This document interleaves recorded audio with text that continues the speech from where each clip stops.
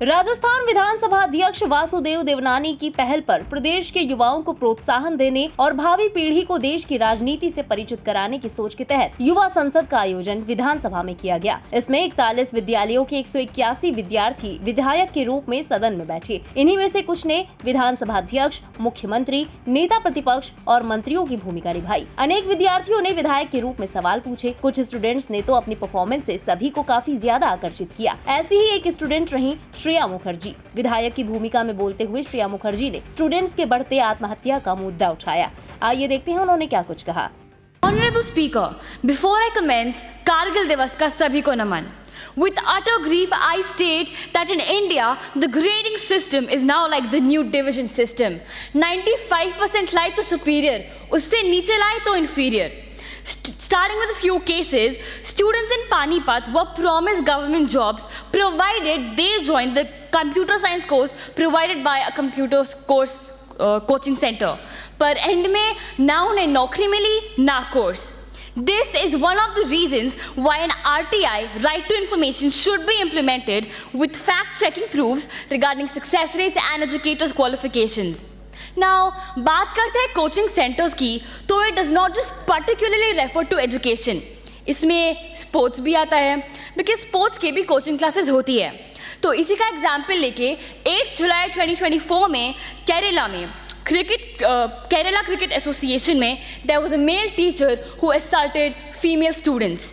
यहाँ भी सुरक्षा नहीं मिली, इधर भी असहाय होने की आवाज़ गूंजी। As usual, भारत में लॉ की तबाही हो चुकी है। As per the new recent regulations of coaching centers, no child under the age of 16 can attend any coaching classes. पर यहाँ तो IIT की प्रिपरेशन 6th grade से होती है। Secondly, false advertisement cannot be published.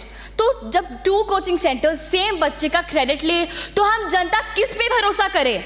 Secondly, 3 अखबार में 3 different coaching institutions में एक ही चेहरा कैसे हो सकता है?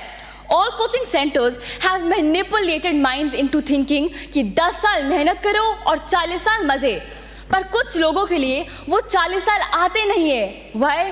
Because the Indian education system viciously murders two students. Suicide rate count करे तो शायद वो नंबर कोचिंग सेंटर के फीस से मैच करे। बच्चों के भीतर ही कंपटीशन की आग जला दी है। पर सवाल ये नहीं है कि आग किसने जलाई है, सवाल ये नहीं है कि आग किसने जलाई है, सवाल ये है कि एजुकेशन सिस्टम के हाथ में तील किसने दी है। हम सब बच्चों की मौत सह लेंगे, पर इंडियन एजुकेशन सिस्टम का कड़वा सच नहीं। हम सब इंडियन एजुकेशन सिस्टम के सामने बच्चों को 3-4 घंटे पढ़ा सकते हैं, but can not even devote 1 single minute to their mental health.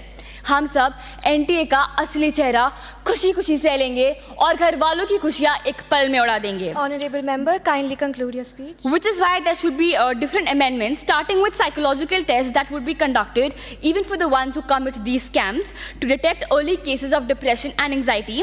Classes should be confined to 1 hour 30 minutes, plus breaks should be given, which would implement mental infringement for students. Refund details should be explained properly. Bureau report, India public खबर। इसी के साथ इस खबर में बस इतना ही। देश और दुनिया की बाकी तमाम बड़ी और लेटेस्ट अपडेट्स के लिए बने रहें इंडिया पब्लिक खबर के साथ। हमारे YouTube चैनल को सब्सक्राइब करें, बेल आइकन दबाना बिल्कुल ना भूलें।